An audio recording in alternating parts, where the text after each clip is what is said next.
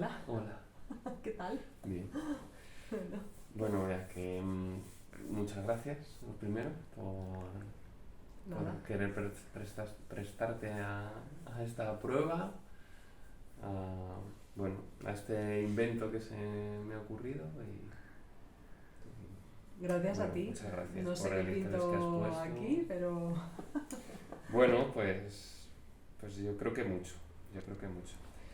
Em, Presentarnos un poco, vale. si quieres, ¿no?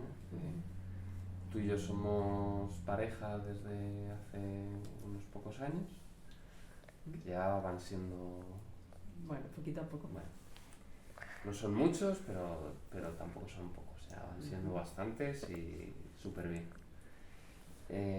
Pero yo quería grabar esto contigo por un poco la experiencia de vida que has tenido antes de conocerme y bueno, cómo ha podido influir también en los años en los que nos llevamos conociendo, porque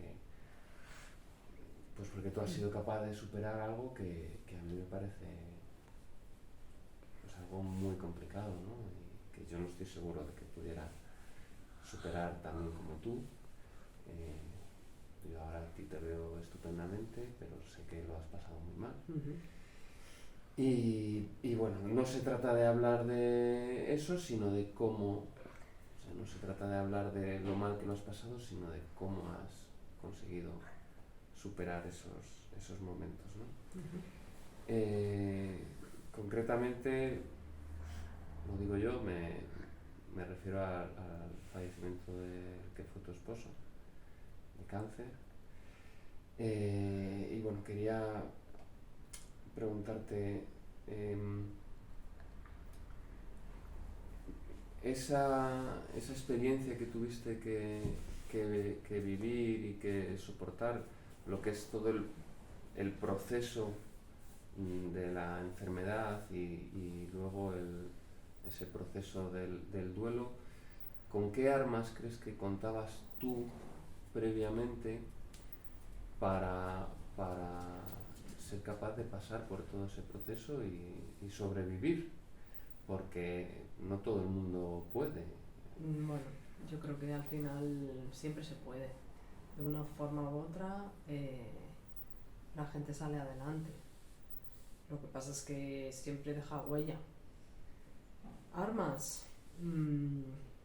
Quizá antes del fallecimiento, a ver, yo era una mujer muy echada para adelante, eh, siempre me ponía retos, eh, no me daba miedo prácticamente nada. Claro, cuando te plantean pues eso, que tiene cáncer, bueno, primero es una muy mala noticia, pero no te imaginas que en 6 meses tu vida va a cambiar de una forma radical. Quizá esa resiliencia que tenía de otras experiencias anteriores, no tan gordas, pero bueno, que la vida poco a poco te ha ido haciendo, pues al final también te sirve. ¿Qué sucede? Que cuando después de estar cuidando a esa persona y el desenlace pues es el fallecimiento, pues claro, a pesar de que yo era una persona que sí que me sentía muy que enfrentaba todos los problemas que me traía la vida, llegó un momento en que yo veía que no era capaz, que no era capaz, o sea, yo no tenía herramientas, yo nunca me había enfrentado a un duelo, yo nunca, eh, o sea, mi vida se había, el futuro y los proyectos de vida se me cayeron y, y no era capaz de enfrentarme a esa situación porque es como que se te parte el alma. Ya. Bueno, ahora en un rato hablamos de esa segunda fase, pero también me interesa mucho cómo eres capaz tú de llevar esa enfermedad, ¿no? O sea, Mm. eh, tu marido estuvo durante meses enfermo. Ujú. Aparte teníais un bebé en común. Sí. ¿Cómo hacías tú día a día para estar bien y para cuidar de tu marido y de tu bebé, y al mismo tiempo tenías que trabajar? Sí. O sea, que era mucho. Tienes otra familia, Ujú. me refiero a hermanas, Sí, a la padres, familia es fundamental. que te ayudan, pero que también de alguna manera tú tienes que cumplir con ellos, por muy mal que estés. Entonces, ¿cómo hacías tú para mantener todas esas obligaciones en el aire sin que ninguna de ellas se te cayera? Mm, yo creo que era la...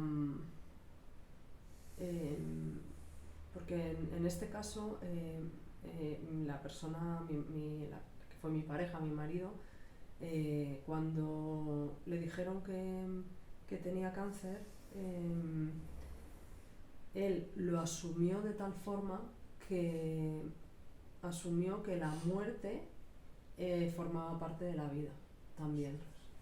Entonces, esa templanza, esa aceptación de decir, hombre, yo por supuesto quiero vivir, y además así se lo decía a los médicos, yo quiero vivir, pero de alguna forma él también aceptó que esto es finito.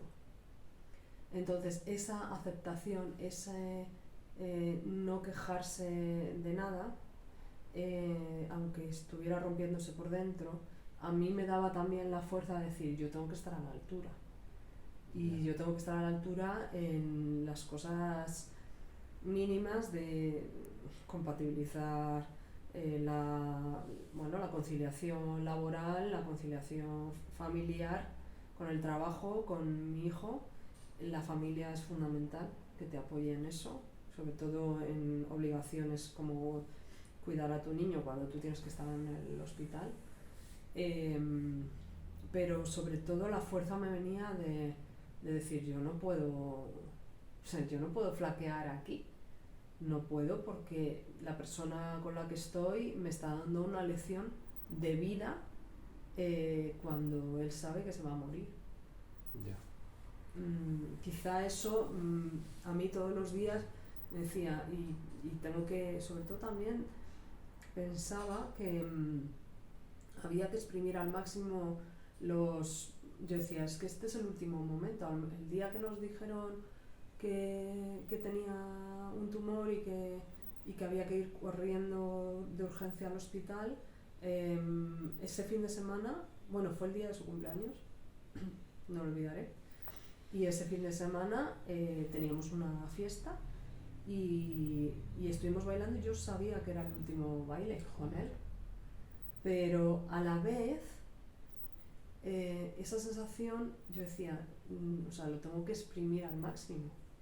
O sea, tengo que vivir esto al máximo porque sé que no lo voy a volver a vivir.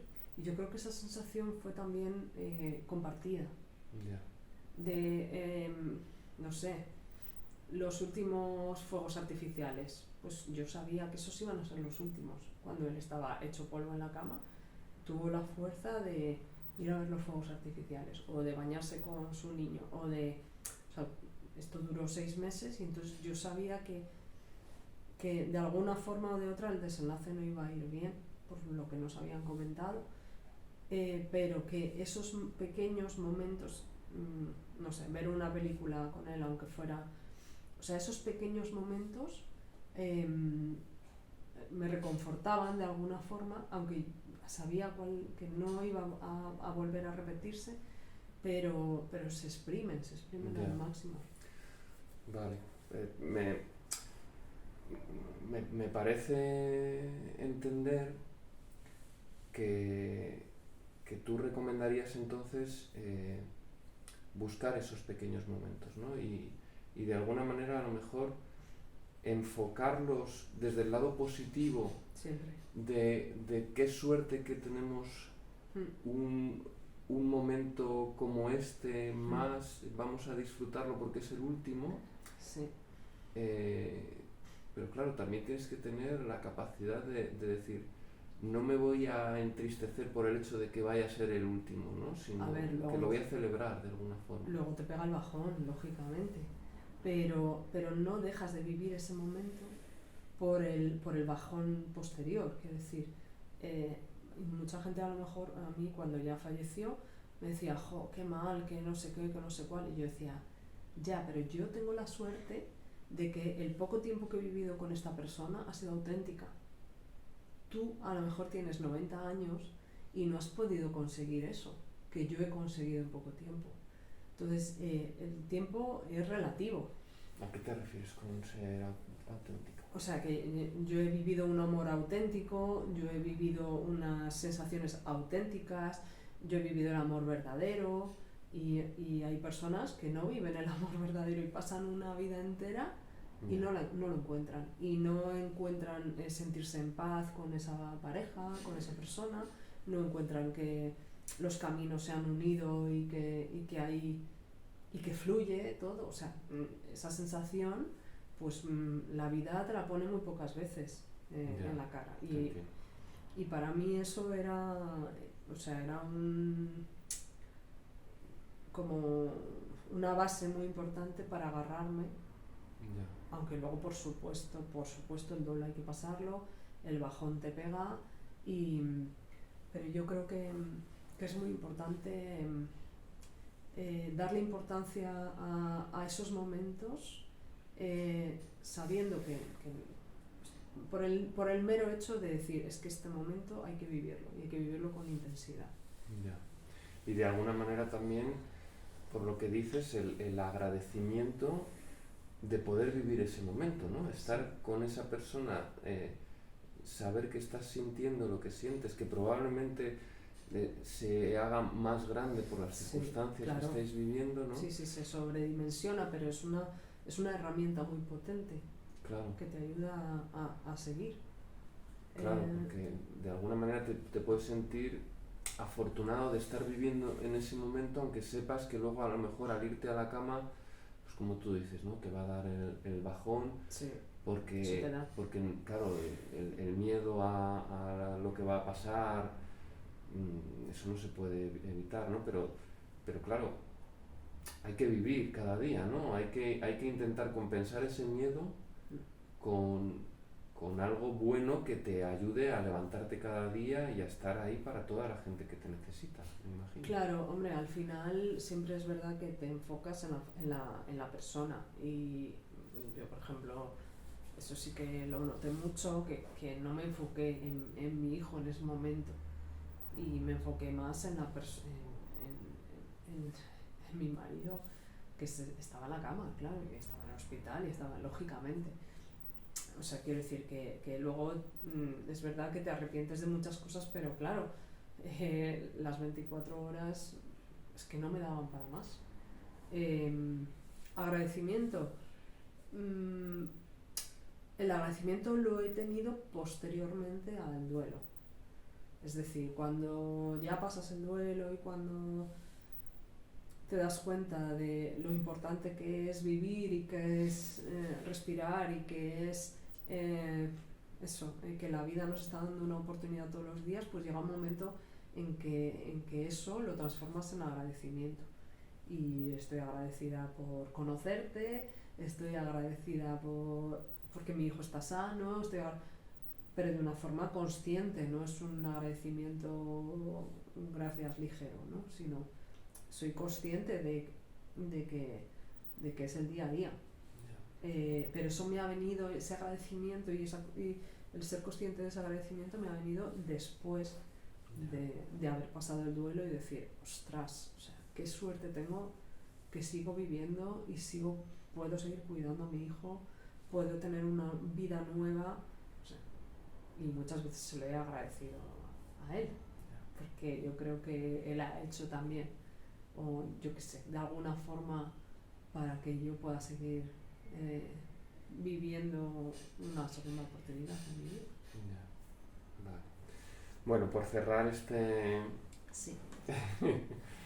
este apartado. Si alguien tú le vieras ahora mismo que está empezando el camino que tú tuviste que andar, ¿qué recomendaciones le darías para esa primera fase, ¿no? Esa fase de enfermedad? ¿Qué le dirías para que esa persona pudiera mantenerse lo más entera posible, para que pudiera ayudar lo más posible al ser querido que está pasando por la enfermedad? ¿Tú qué podrías a lo mejor tú pensar que hubieras querido hacer de otra forma? Desde el cuidado físico de uno mismo, a lo mejor salir a correr, hasta el apoyarte en algún familiar, el tener determinadas rutinas como rezar, cosas así. ¿Tú qué harías? Hombre, a ver, la gente creyente se apoya mucho en eso y yo creo que sirve mucho de ayuda. Quizá, porque hay mucha gente que dice, bueno, es que no hay que perder la esperanza. Cuando un familiar, pues te dicen, te dan esta bomba, ¿no? De decir, pues es que yo en mi caso no, lo de la esperanza me parece un maquillaje. Porque primero, ser realista. O sea, tú no puedes tener la esperanza cuando te están diciendo es que hemos encontrado metástasis en todo el cuerpo. O sea, ¿qué esperanza tienes ahí? Entonces yo intentaría, en lugar de tener la esperanza de que se cure o de que no vaya a más, cuando una persona ya tiene metástasis, no, yo intentaría trabajar ese momento de vale, ha llegado tu hora y bueno, y ha llegado tu hora y yo te voy a acompañar en esos últimos momentos, ¿no? A mí me ha venido muy bien, por ejemplo, respirar hondo, me venía muy bien, muy bien. O sea, en el peor momento respiraba, cogía aire, eso me daba como unos segundos de decir, tranquila, y ayudar en todo lo que se pueda. Muchas veces es simplemente acompañar, no puedes ayudar más. Aunque te encantaría, yo busqué miles de soluciones, ¿no?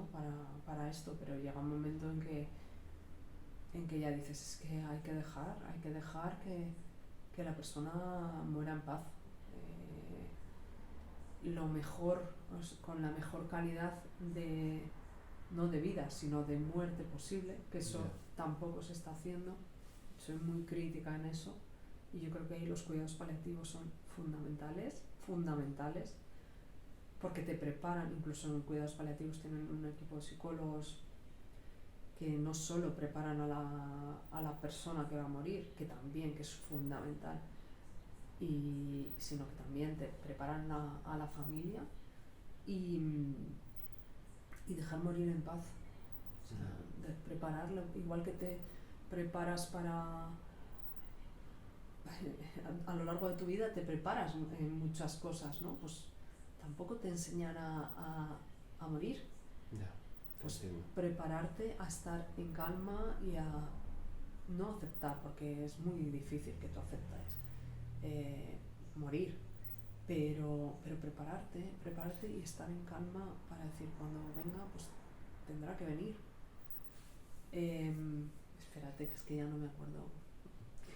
Pues ¿qué recomendaciones podrías? Pues eso, respirar, buscar ayuda porque, a ver, yo en mi caso, yo no pensaba en mí. O sea, yo no pensaba en irme a correr, yo no pensaba en estar yo fuerte porque al final, o sea, es un desgaste tremendo el que tienes y es imposible compatibilizar trabajo. O sea, te estás deseando después de trabajar venir a ver a la persona, y más con un niño pequeño. O sea, y al niño pequeño se lo dejaba a la familia, pero yo tenía que estar con esa persona, ¿no? Y claro, es muy difícil, yo lo veo muy, sobre todo con los familiares cuando tienen personas dependientes, muy, muy difícil dedicarte a ti. Ya. Es un error, pero es que no hay horas al Claro. día para poderlo hacer. Y las pocas horas que quieres tienes que exprimirlas con las otras personas que dependen de ti, realmente, que es Ya. esta persona que está enferma y si tienes niños, pues tus niños. Pues no sé qué recomendaría. Recomendaría eso,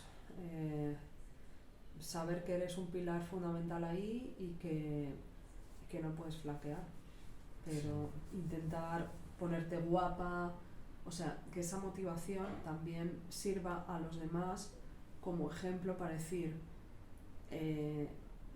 si yo estoy en depresión, esa persona va a estar peor, Claro. mi hijo va a estar peor, pues yo qué sé, me ponía guapa y me arreglaba y me iba al hospital. Ya. ¿Para qué? Pues para que esa persona me viera bien, no aunque yo estuviera hecha polvo por dentro, sin dormir en todo el día, en toda la noche, pero yo creo que es muy importante el que tú también te veas bien para que los otros te vean bien.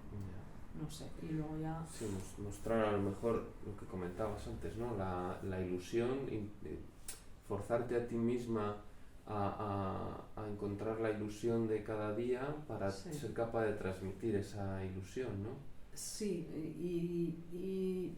pero sin esperanza. No, O sea, sin ilusión hablar de esperanza. en lo que ocurra en ese día, En ese ilusión en momento, los en fuegos decir, artificiales. Exacto, sí, el hecho de decir, esto hay que exprimirlo, este momento hay que exprimirlo. Me llama a mí la atención también, y de verdad que ya pasamos de este tramo, que yo creo que igual que con la paternidad hay que aceptar el compromiso, ¿no? O sea, no hay que renegar de lo que te ha tocado vivir, porque entonces no vas a ser capaz de entregarte como tú quieres y bueno, luego a lo mejor pueden surgir los remordimientos. Durante todo ese proceso no vas a ser capaz de encontrar los momentos de ilusión o de felicidad que realmente están ahí, pero claro, tú tienes que tener puestas las gafas de verlos, porque si tienes puestas las gafas de estar renegando de lo que te ha tocado vivir o de lo que le ha tocado vivir a tu pareja, pues todos esos momentos no les vas a dar importancia, a los fuegos artificiales, a la película, etcétera, ¿no? Entonces, no sé muy bien cómo alcanzar esa aceptación del compromiso, ¿no? O ese compromiso, el decir, bueno, yo ahora soy padre o yo ahora tengo una persona que me necesita y acepto lo que me ha tocado vivir y me vuelco porque quiero ser el mejor en este momento para esta persona, en esta situación. ¿Tú tuviste que tomar la decisión? ¿Llevó algún proceso o directamente desde ese momento pues lo aceptaste y dijiste, pues me quito el traje de pareja y me pongo el traje de cuidadora de alguna forma, ¿no? Me quito... Es que tú hablas de la aceptación como si fuera algo fácil. Y aceptar, o sea, el hecho de aceptar es un proceso muy complicado, muy complicado. Cuando ya aceptas es cuando entiendes que ese compromiso es fácil. Ya. Lo difícil es aceptar esa situación. Porque para comprometerte con algo tienes que aceptarlo. Sí. Y el hecho de decir, acepto que tú te mueres, acepto que tengo que estar yo contigo, o sea, acepto que tú te mueres, eso implica luego toda una serie una cadena de cosas, una cadena de obligaciones, de compromisos, de dejar soltar muchas cosas para centrarte en otras. no es un hecho de decir, bueno, es que tú aceptas y ya, no, es que lo difícil es aceptar eso. Ya. O sea, esa fase es la jorobada. ¿Y eso cómo se consigue? ¿Con tiempo o simplemente? O... No, porque no hay tiempo, tampoco. Ya. Pues, ¿cómo se consigue? Porque vosotros me imagino que Se exploraríais de la manera que pudisteis todas las alternativas por si acaso había una mínima todas, hasta posibilidad. un tratamiento en Estados Unidos que luego no sirvió. Todas las alternativas que pudimos.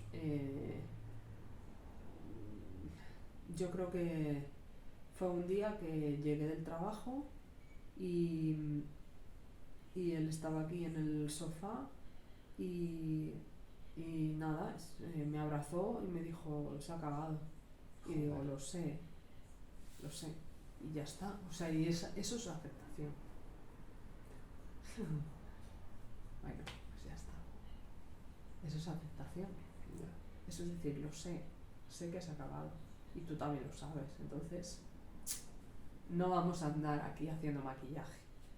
No vamos a... O sea, yo no te voy a decir, no te preocupes, mi niño, que es que esto se va a arreglar, que esto... No, o sea, hay que ser así, ¿no? Ya. Bueno, no sé, yo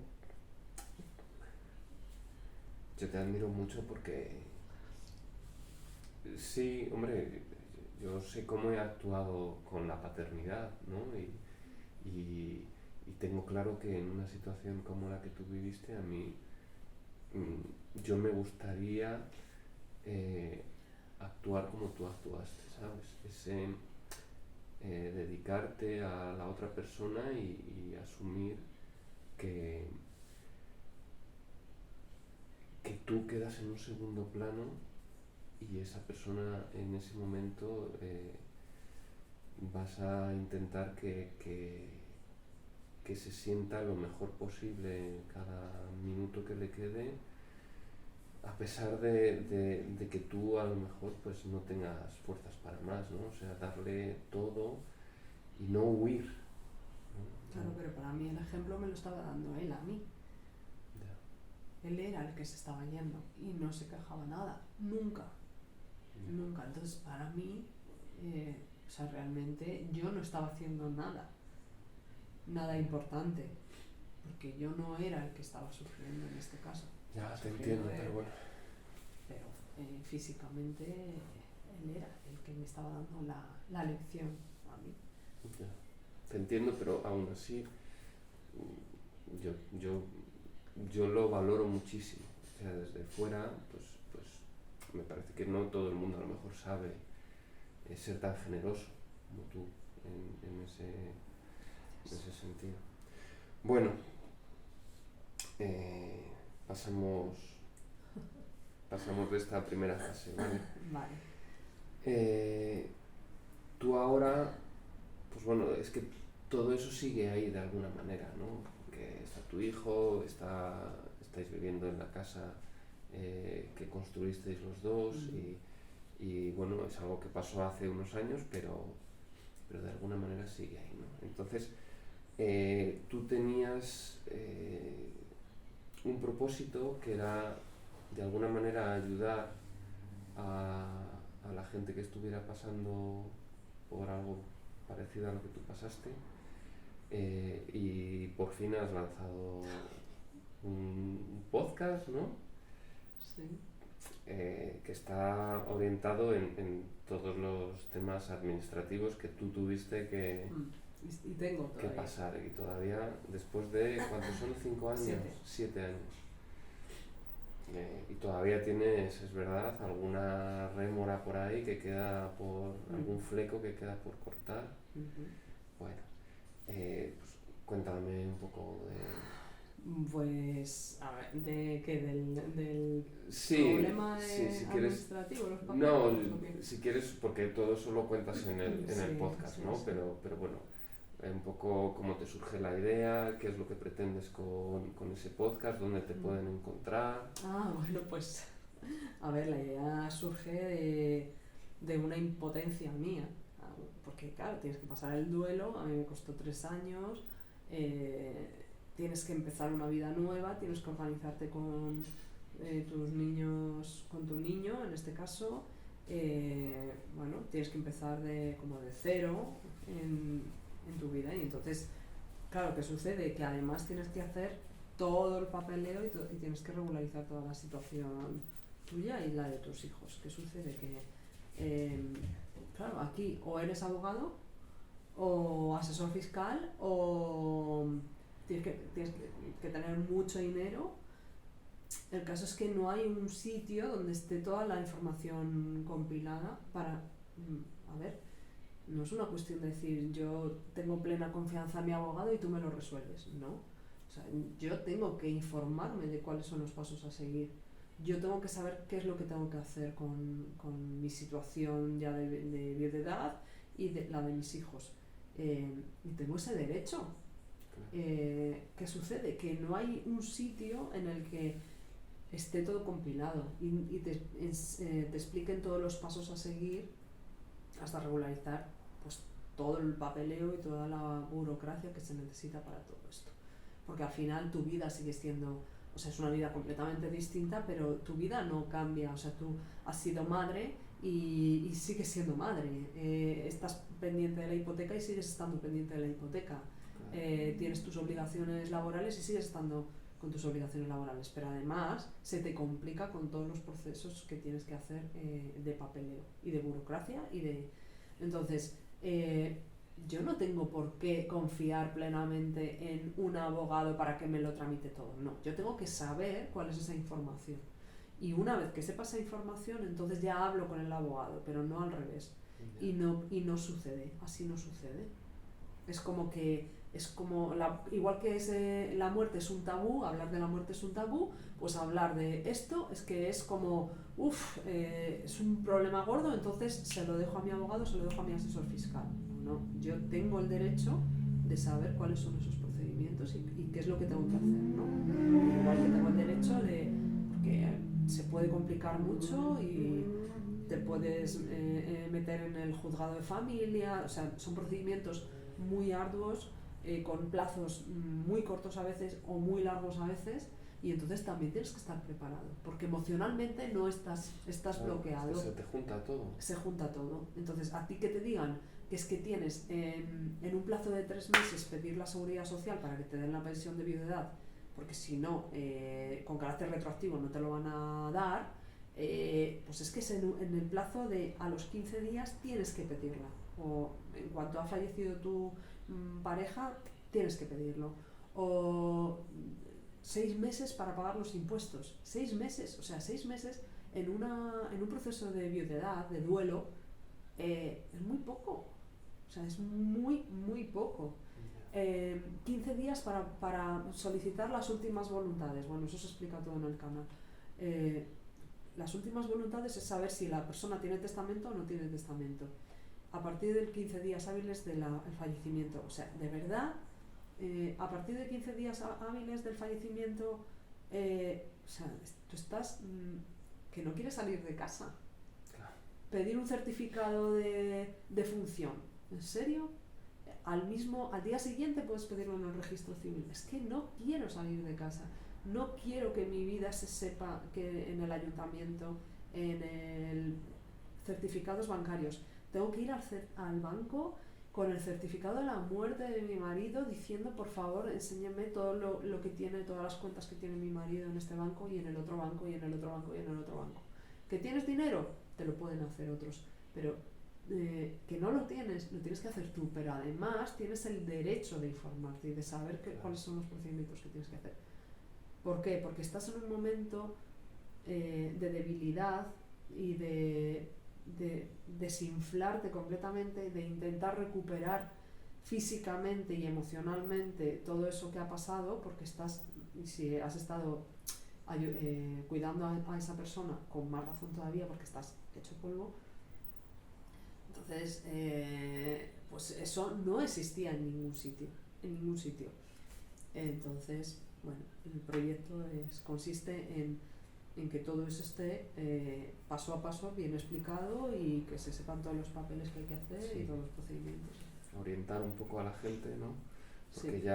ya de por sí es duro, pero si además no sabes y vas dando tumbos de un lado a otro, pues más duro todavía, ¿no? Porque tener que andar explicando a distintas ventanillas de distintos sitios qué es lo que te ha pasado, Al por final qué estás ahí. lo tienes que hacer, pero y a mí hay veces que sí que he necesitado la ayuda del abogado y otras veces lo he hecho yo sola. Pero igualmente, aunque te lo haga un abogado, es que tú tienes que saber cuáles son esos procedimientos a seguir.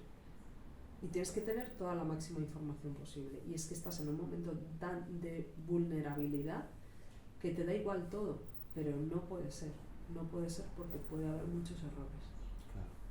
Sí, Entonces, tienes que tener la mente fría, apoyarte a lo mejor ahí en algún familiar que pueda estar un poco más entero, si lo sí, pero los tuvieras. familiares tampoco se han enfrentado a ese procedimiento nunca. Claro, Entonces, tampoco claro, saben lo que hay que hacer, o es abogado o claro, nada. o es abogado además especializado en este tipo de cosas o es que se pueden meter la pata muy fácilmente. Claro.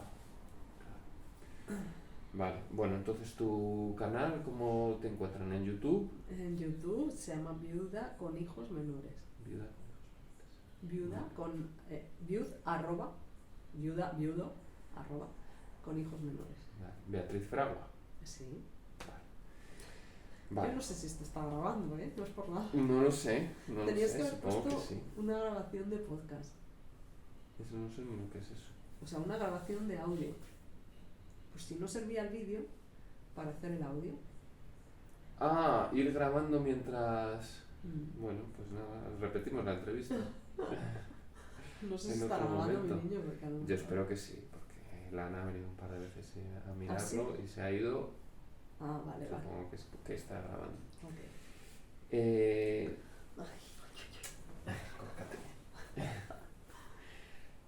Bueno, como sabes, la idea de esta entrevista sobre todo es encontrar recursos psicológicos, ¿no? Para situaciones difíciles, ¿no? Entonces, yo sé que tú tuviste la ayuda de, como has comentado antes, de un psicólogo Sí. en cuidados paliativos, ¿no? ¿Tú antes de ir al psicólogo a lo mejor te sonaba de haber oído lo de las fases del duelo y todo eso, Sí. o no? ¿O eso Sí, te lo no. presentó él? A ver, yo sabía que había varias fases del duelo, pero claro,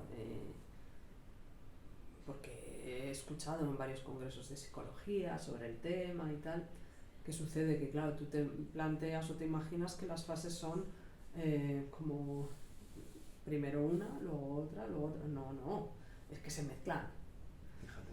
Entonces, claro, puedes estar muy bien y dices, ostras, he pasado el duelo, y de repente, al día siguiente, pues caes otra vez. Y entonces, claro, no es lineal. Es verdad que las fases, a ver, la primera fase pues de rabia, de indignación, de negación, esa es muy clara, está muy clara, pero luego ya una vez que lo aceptas puede que haya algún momento en el que digas, ostras, es que tengo una rabia otra vez contenida, o sea, quiero decir, vuelves otra vez a empezar, no a empezar porque ya tienes un trabajo hecho, pero no es lineal. Ya. Esa recaída es porque te has levantado así o como tú decías antes, estás vulnerable y entonces lo que te ocurre en el día a día, un mal día en el trabajo o lo que sea, tienes que, o la gente que ahora pueda estar pasando por este proceso, tiene que saber que un mal día en el trabajo te puede hacer volver a la casilla anterior, ¿no? A una fase anterior. Te puede afectar, ¿puede ser así? hombre, te puede afectar cualquier cosa. Pero normalmente, a ver, yo en el trabajo los primeros días, bueno, no sé si los primeros meses, estás un poco como medio zombie, intentas hacer lo máximo posible y intentar trabajar lo mejor que puedes dentro de tu estado.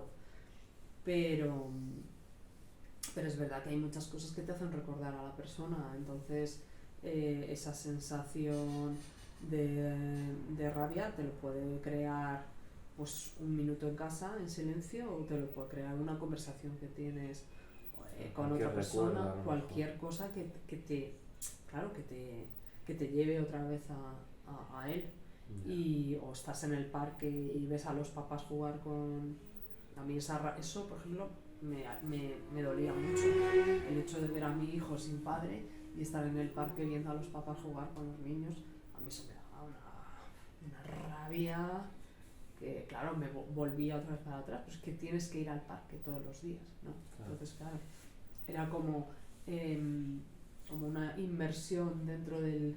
Venga, vamos a hacer una inmersión dentro del sufrimiento, ¿no? O me duele o tengo miedo a la piscina, da igual, vas a entrar en la piscina todos los días. Pues es que al final pues te toca entrar en la piscina todos los días. Sí, a lo mejor no es tanto superar una fase, sino aprender a gestionar esa fase, ¿no? Efectivamente. No vas a dejar de tener esa rabia, probablemente nunca. Bueno, porque hombre, habrá... se dulcifica la rabia. No es una rabia de decir, pues, que mando todo a la mierda, ¿no? O el por qué. O sea, se dulcifica la rabia, pero es verdad que no son fases estancos. Ya. Hay que asumir que en algún momento, es verdad que con el paso del tiempo cada vez menos frecuentemente. Y tienes días todavía, fíjate, después de 7 años hay días que tienes, no días, momentos, porque esto no es una cuestión de hoy este día lo voy a pasar así, no, son momentos. Entonces hay momentos en los que, bueno, estás de bajón y dices, lo importante es reconocer cómo estás y aceptarlo. Es verdad que yo he necesitado ayuda psicológica y no lo niego, lo aconsejo, y para mí, y te lo he dicho a ti muchas veces, es como mi angelito. Mi psicólogo, Juanma, es mi ángel de la guarda, realmente, porque me ha guardado, o sea, me ha ayudado a salir del pozo, y eso es así, y los psicólogos están para algo, y yo se lo recomiendo a todo el mundo. No nos queremos muy fuertes, pero no pasa nada, o sea, y sin vergüenza el decir, necesito ayuda. Si es que todos necesitamos ayuda en la vida. Entonces, tu primera recomendación en ese sentido sería solicitar la ayuda de un psicólogo del hospital o una consulta privada, pero bueno, claro, buscar una ayuda profesional, ¿no? Claro, hay servicios sociales que son gratuitos, y luego, por ejemplo, hay psicólogos de cuidados paliativos, también el servicio a través de un programa que se llama Alma de la Caixa también dan ayuda. Y luego, por ejemplo, en las universidades también hay psicólogos con un servicio gratuito, o sea, siempre hay alguna institución, o pocos, que sean gratuitos. Si no, pues tendría que ser una consulta privada. En cualquier caso, yo, por ejemplo, en mi caso, yo veía que los primeros días no lloraba, y incluso me sentía aliviada de lo que había pasado. Y claro, eso no era normal, y pasaban los días y no lloraba. O sea, me sentía fatal, pero no lloraba. Y entonces ya a través de... Hay que rodearse de gente buena, de un amigo, de una amiga en este caso, pues me habló de... Dice, te va a llamar... O sea, necesito ayuda. Yo lo primero que pedí es, necesito ayuda. Bueno, pues va a llamar el psicólogo de cuidados paliativos, y nada, me citó. Y yo dije, bueno, voy a ver. Por lo menos un desahogo no viene mal. Yeah. Y estuve 2 años yendo. 2 años yendo todos los fines de semana. Y me dio la vida. ¿Y qué crees? Bueno, me parece muy importante lo que has dicho de la amiga, ¿no? Sí. que yo creo que es muy importante apoyarte. Es verdad que alguna vez me has contado que los amigos desaparecen también en este tipo de situaciones. Sí. Y la familia, mucha familia también desaparece. Y mucha familia desaparece. Supongo que tienes que tú mismo hacer un ejercicio de no centrarte en eso, no añadir más leña al fuego que tienes consumiéndote, Sí. centrándote en esa gente que falla.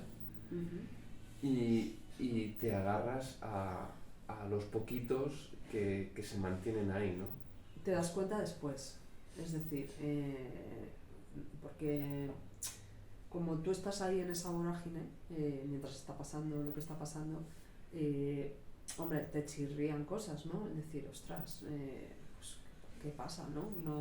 No pregunta a nadie, no vienen a verlo, no. Entonces, claro, dices, bueno, a lo mejor es por respeto a, pero luego te das cuenta de que cada uno hace su vida y que, oye, que se ha muerto una persona y, pues es que no me he dado cuenta, es que creía que no era tan grave, es que, o sea, siempre hay disculpas. Y entonces llegó un momento en que yo perdoné y eso me liberó. Perdoné a la gente porque, bueno, cada uno allá con su conciencia. Yo sé bien lo que hice, no me arrepiento de nada, creo que sí que estuve a la altura y la gente que yo sé que no estuvo a la altura porque él me lo dijo, no porque yo tenga que juzgar a nadie, sino porque él echó en falta gente. Él, tu marido. Mi marido, allá con su conciencia, a esas personas. Es importantísimo, pues eso, respecto al acompañamiento de los amigos o de la familia, es muy importante simplemente acompañar.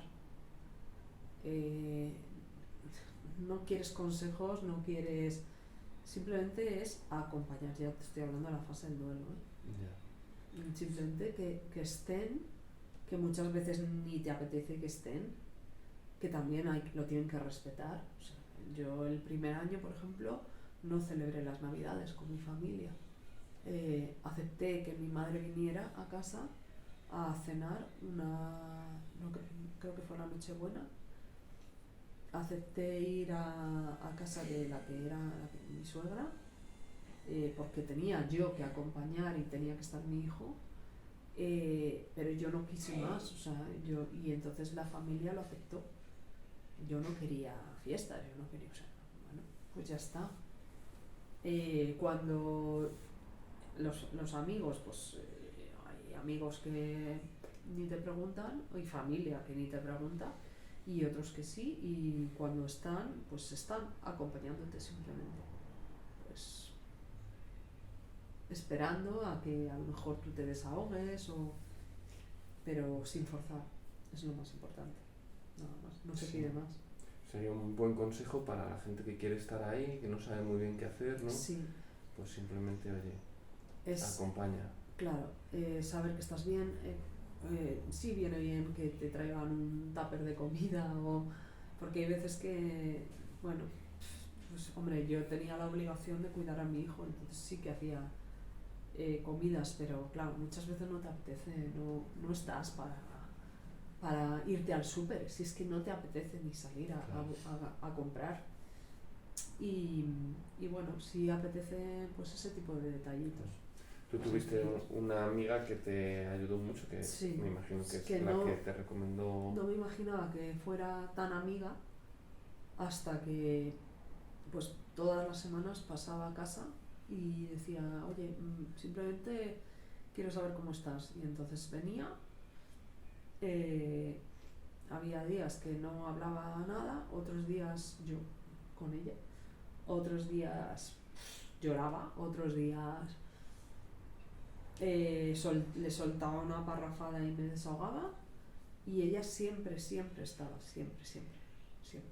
La constancia podría ser. Sí, constancia es muy importante, pero nada más, simplemente estar,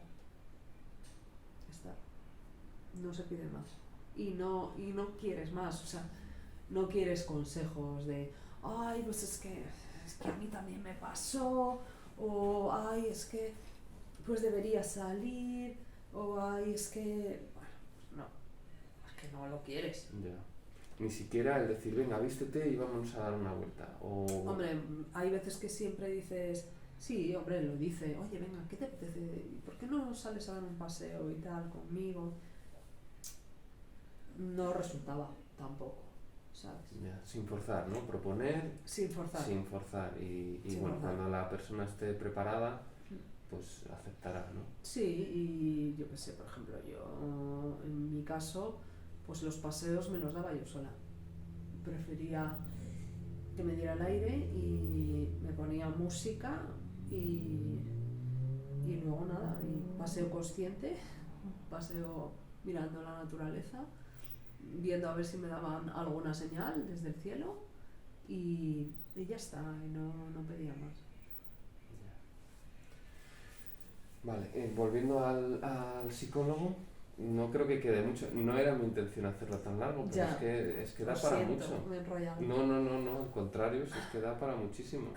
Y me corto a veces Ya.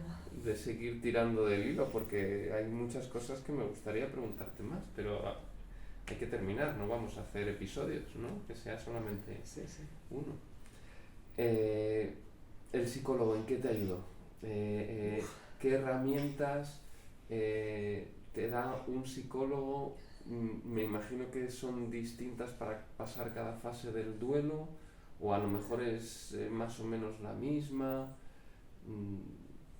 ¿Qué sacas tú de ahí partiendo de la base que no debemos nosotros mismos, por mucho que tú ahora expliques las herramientas que te den, no debemos darlo por sabido No, para y nada. decir, vale, pues estas herramientas me las hago yo en casa y me apaño? No, Pero, porque es muy difícil, o sea, te tiene que guiar otra persona claro, que sabe. Bueno, claro. no sé. Pero bueno, ¿en qué crees tú que hizo el psicólogo para ayudarte a superar el duelo? Yo creo que algo muy, muy importante fue el decir, es que tu marido no se ha ido. No se ha ido si tú no quieres que se vaya, en el sentido de, o sea, físicamente ya no está, pero tú lo tienes en tu corazón. Y esa sensación de decir, es que a ti te acompaña y tú estás con él, a mí me ayudó muchísimo, me reforzó muchísimo. Es verdad que muchas veces cuando tú en la primera fase del duelo, que estás en rabia, no te vayas, porque tú no quieres que se vaya esa persona, eso te provoca una angustia tremenda, una rabia tremenda. Entonces también me ayudó a dejar soltar. O sea, dejar soltar es decir, o sea, tengo esa rabia contenida, pero te tengo que dejar ir. Te tengo que dejar ir porque tú tienes que hacer tu propio camino también. Tú me refiero a la persona que ha fallecido. Él tiene que hacer su propio camino. Igual que yo tengo que hacer ahora mi camino, él tiene que hacer el suyo. No sé si lo entiendo. Es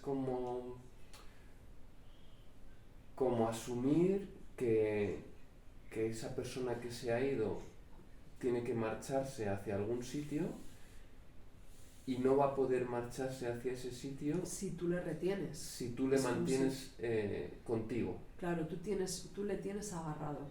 Ya. Y entonces él ya se ha ido. O sea, él ya es como un globo. Ya, te entiendo. Ya se ha ido. El globo vuela. Si tú el globo lo tienes agarrado, nunca va a dejar de... O sea, la naturaleza del globo es volar. Si tú lo tienes agarrado, llegará un momento en que se desinfle el globo, ¿no? Pues de alguna forma esa persona físicamente no está. Si tú le tienes agarrado en tu pensamiento y dices no te vayas, no te vayas, no te vayas, no te vayas, nunca vas a dejar.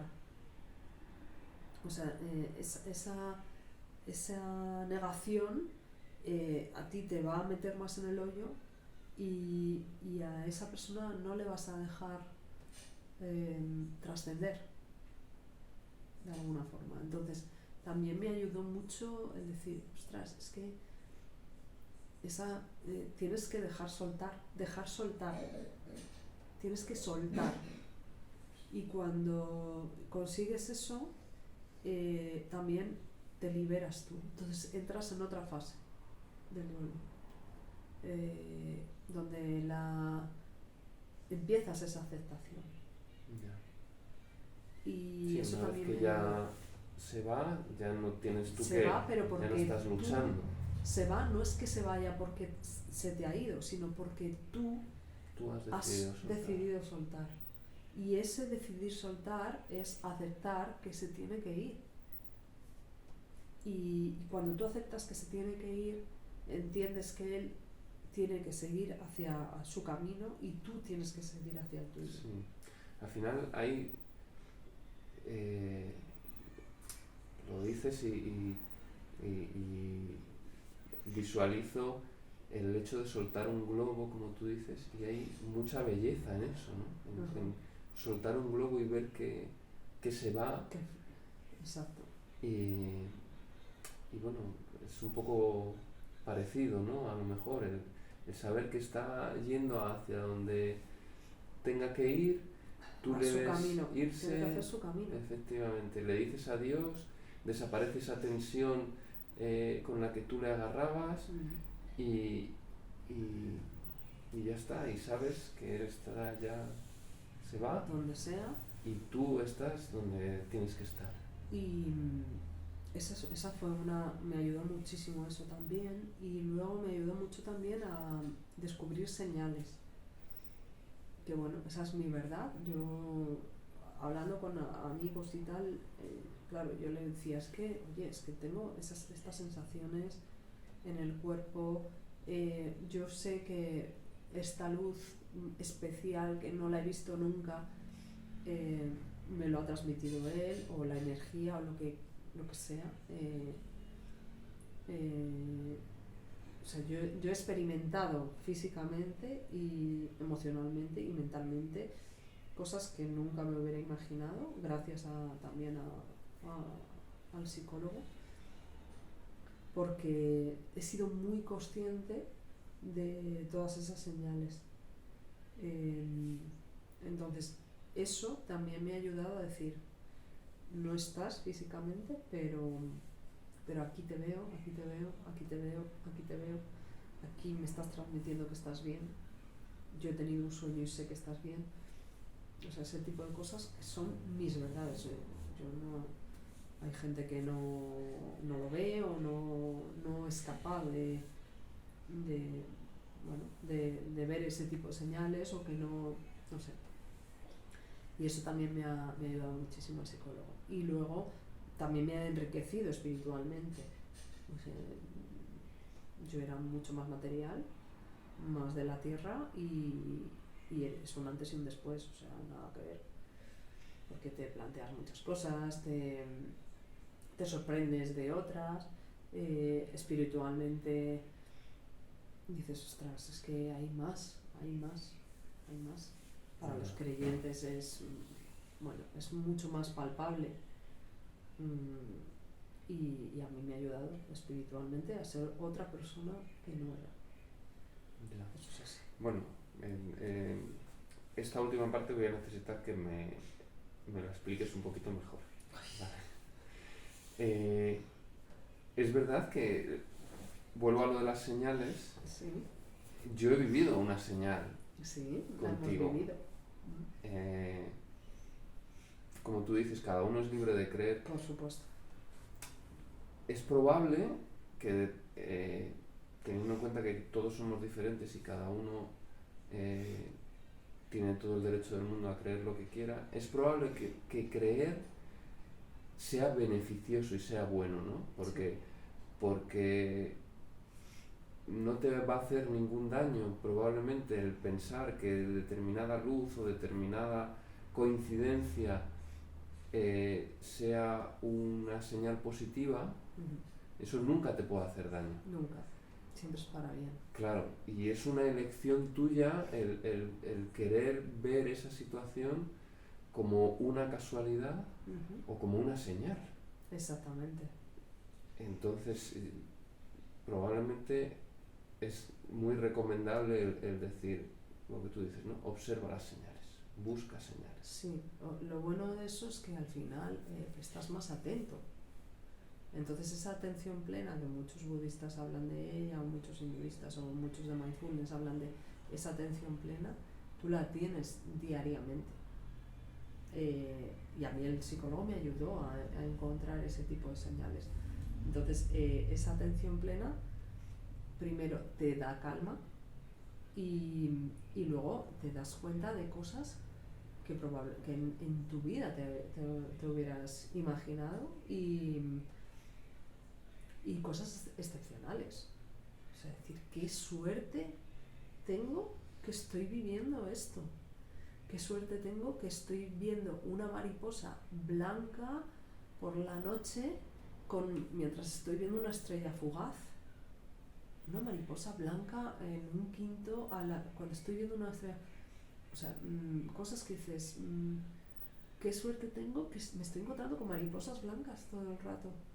Y resulta que estoy en un pueblo que no he ido en mi vida y se acerca una niña con unos ojos de ángel y me dice, sin mediar palabra, y me dice, mi madre dice que las mariposas dan buena suerte y que son señales de Dios. O sea, cosas que dices, ¿cómo es posible que me esté pasando esto a mí? Yeah. Estos son señales. Yo los consideraba señales. Hay gente que dice, bueno, puede que a lo mejor se te haya ido la cabeza, pero es lo que tú dices, no hacen mal a nadie, No. te reconfortan y tú las sientes así y hay que respetarlo. Y en ese sentido me ayudó mucho mi angelito de la tierra, que es mi psicólogo. Yeah. Sí, yo creo que tal vez vivimos en una época que queremos negarnos a creer, ¿no? Es como si fuera demasiado arcaico creer en las cosas y darles significado más allá de lo científico, significado espiritual a las cosas. Parece que estás un poco desviado, un poco mal de la cabeza, pero yo creo que es tan bueno, tan importante que tenemos que permitirnos creer. Tenemos que permitirnos creer para no ser tan fríos, no ser tan calculadores y tan científicos y ser un poco más creyentes en general, ¿no? Yo creo que a todos nos daría paz en todas las situaciones de nuestra vida. No hace falta vivir lo que tú viviste para eso. Bueno, a ver si poco a poco.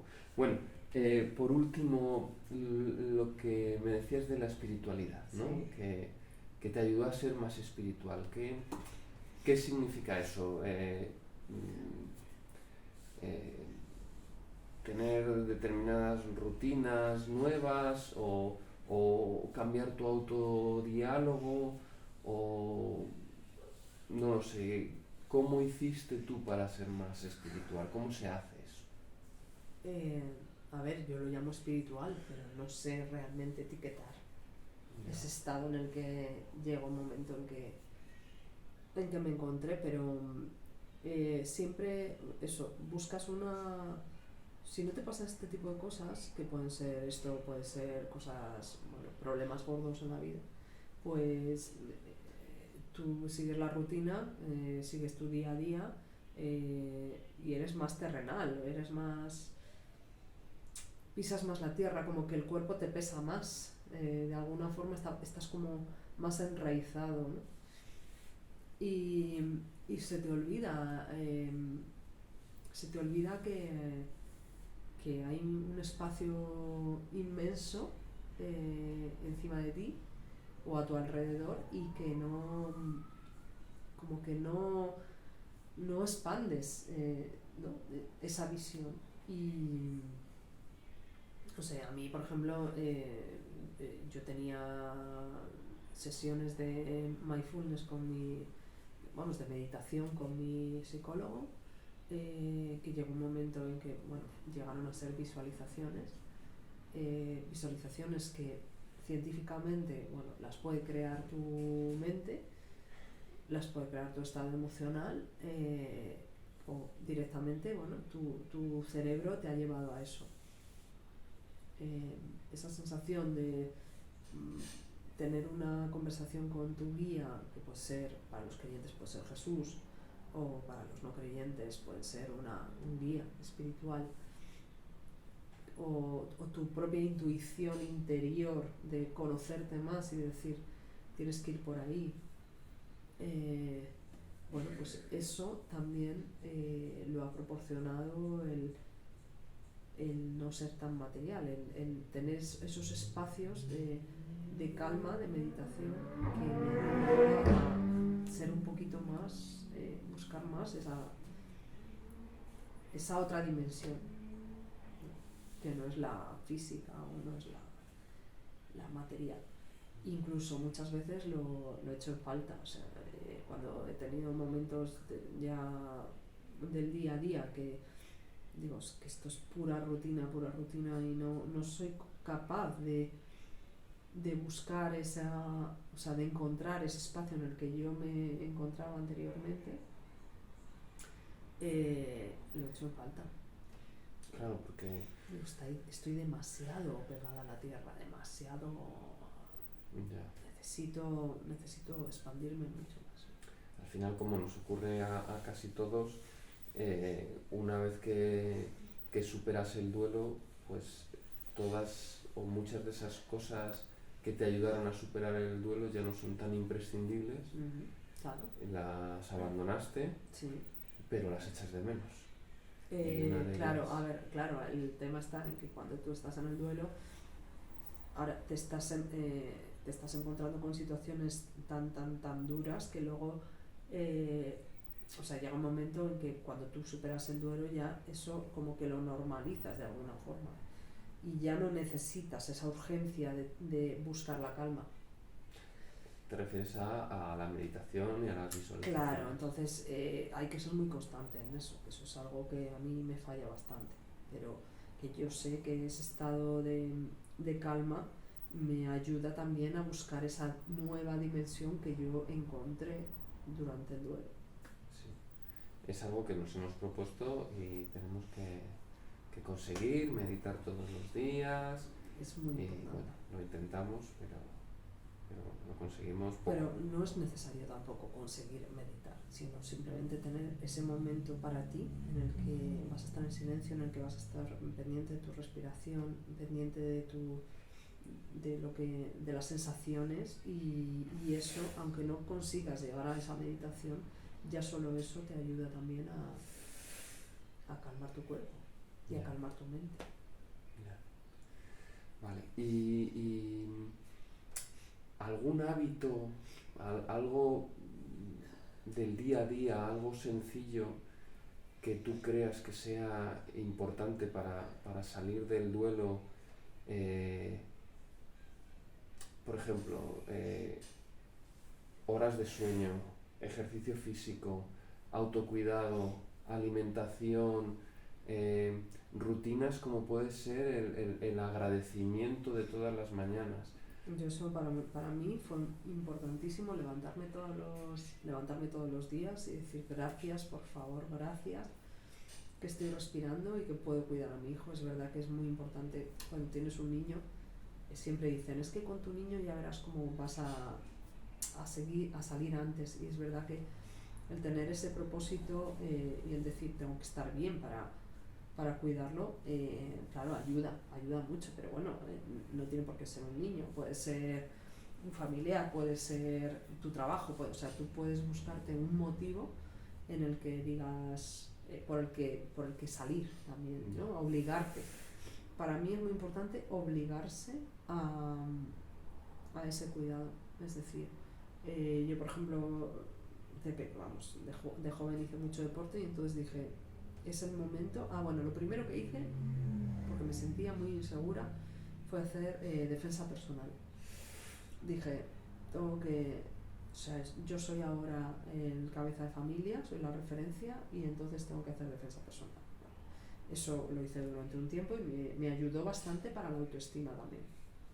Y luego, por ejemplo, a mí el deporte también me hacía mucho, o sea, llegaba a casa con un espíritu tremendo porque, claro, el deporte pues al final relaja y eso me ayudó mucho. Y luego más cosas. Bueno, la alimentación yo más o menos la he mantenido toda mi vida, o sea que en ese sentido no ha cambiado mucho la rutina. Respirar, intentar seguir meditando. Lo que hacía muchas veces, me buscaba un rincón especial en casa, un rinconcito para mí, y cuando ya mi hijo estaba dormido, me iba a ese rincón, siempre buscaba un punto fijo en el que, yo en mi caso es un árbol, bueno, un arbusto que se quemó cuando, pues a los pocos días de que falleciera mi marido, y entonces yo he visto que ese árbol ha florecido, o sea, se ha mantenido, se quemó todo y ese arbusto empezaron a crecer las hojas. Entonces yo ese rincón, ese punto de encuentro me ayudó mucho también, ¿no? En el día a día, en decir, bueno, voy al rincón y voy a mi rincón favorito y voy a verle. Luego, ¿No será el que he arrancado yo hace un rato? No. Está ahí en el campo enfrente. Vale. Y luego pues me gustaba mucho la música y me ponía a bailar. Siempre cuando tenía muchas pesadillas o no podía dormir, me ponía la música con los cascos a tope y me ponía a bailar. O sea, para mí eso era un desahogo. Y a lo mejor estaba a las 4 de la mañana, me daba igual, porque llega un momento en que cuando te pasan este tipo de cosas que te da igual todo, que pasas de todo, dices, yo voy a hacer lo que a mí me guste, cuando a mí me apetezca, y bueno, o sea, intentaba buscar ese tipo de escapes para salir del hoyo, y son muy efectivos, obligándome, porque si no te metes en depresión. Claro. Hay que obligarse.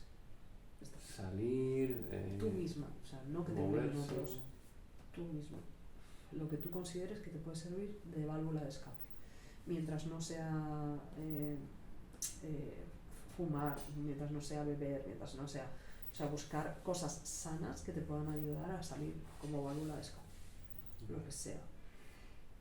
Yo soy una persona que busca mucho a la gente que yo sé que me va a reconfortar.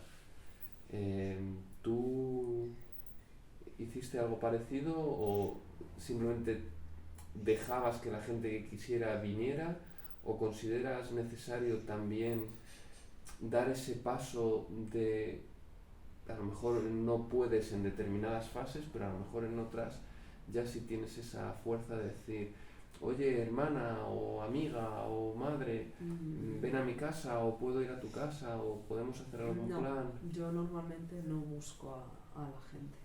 Ya. Bueno, no sé si he tenido la suerte de que incluso gente que acababa de conocer, pues no sé, como que hay más feeling y buscas y encuentras conversaciones que te ayudan también a desahogarte y tal, y ya está. Pero yo no suelo buscar el llamar y el, oye, es que necesito desahogarme como sea, no. Bueno, yo soy así, quizá es un error, porque muchas veces sí que lo he necesitado y no lo he hecho, pero también quizá es porque como que te creas un escudo, te haces callo ya, y entonces como que normalizas esa situación en la que a lo mejor estás mal, que te hubiera sido mejor desahogarte con alguien, pero como que lo haces propio y dices, bueno, ya pasará. Yeah. O sea, es parte de normalizas, es parte de tu día y mañana será un día distinto, no sé. No, es un error, ¿eh? Porque yo creo que es muy importante también desahogarse cuando te encuentras mal. Sí, no tener miedo a lo mejor a coger el teléfono o acercarte a alguien. Es verdad que en ese sentido yo antes sí lo hacía y ahora me cuesta. Ya. Me cuesta. El típico de nos tomamos un café un día Claro. y charlamos. No, me cuesta mucho. Ya. Bueno, tú lo sabes. Bueno. Pues no lo sé, Bea, yo ya yo creo que Bueno, te he me has exprimido vamos. más de lo que esperaba. Hay cosas que no sabías, ¿eh? Sí, hay cosas que no sabía y cosas que sabía, pero que yo creo que me va a dar igual cuántas veces me lo cuentes, porque me van a seguir impresionando. Y nada, ahora estás bien, ya han Sí. pasado 7 años, Uh-huh. Álvaro sigue aquí, Sí, yo lo noto y está contigo, con Elan y con nosotros y bueno, pero sigue aquí, pero está donde tiene que estar. está donde tiene que estar y nos protege y así lo hará. Y tú estás aquí también. Y yo estoy aquí, yo no estoy allí, yo estoy aquí. Que es muy importante también, saber dónde se está. Muy bien. Pues nada más, ¿quieres añadir algo más? Nada más, que me ha encantado. Que Me estoy alegro. súper a gusto A mí también. y que te va a salir de lujo. A ver si ha grabado, que ninguno ha grabado. Tenías que haber grabado el audio por lo Anda, menos. como haya que repetirlo, yo no sé si voy a poder. Vamos, Madre eso, mía, anda. venga, un besito.